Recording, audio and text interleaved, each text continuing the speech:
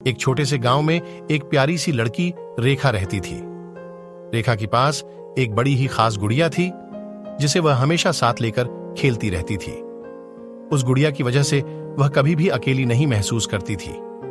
एक दिन गांव में एक मेला आया। रेखा के पेरेंट्स ने उसे मेले लेके गए। रेखा बड़ी खुश थी क्योंकि यह उसके लिए पहला मेला था। वह गुड़िया को भी साथ लेकर गई। मेले में जाकर रेखा ने देखा कि वहां बहुत सारे रंगीन गुड़ियाओं बिक रही थीं। वह देखकर बहुत खुश हो गई और अपने पैसे से एक और रंगीन गुड़िया खरीद ली। रेखा का ध्यान उस नई गुड़िया पर ही ज्यादा रहने लगा। वह अपनी पुरानी गुड़िया को छोड़कर उस नई गुड़िया के साथ खेलने लगी। उसकी पुरानी गुड़िया अकेली महसूस करने लगी। धीरे धीरे रेखा की नई गुड़िया में रुचि कम होने लगी और उसकी पहली गुड़िया को भूल गई। वह ज्यादा समय अपनी नई गुड़िया के साथ बिताने लगी, परंतु समय बीतता गया और उस नई गुड़िया का रंग फीका पड़ने लगा और वह टूटने लगी थी।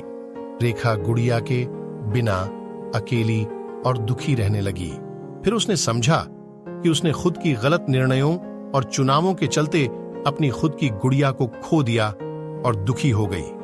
उसके पास पहले एक खास गुड़िया थी जिससे उसकी अच्छी दोस्ती थी, लेकिन उसने उसे नजरअंदाज कर दिया और बाद में खो दिया। इस कहानी से हमें यह सीखने को मिलता है कि हमारे दुख का कारण अक्सर हमारे खुद की गलत निर्णयों और चुनावों के कारण ही होता है।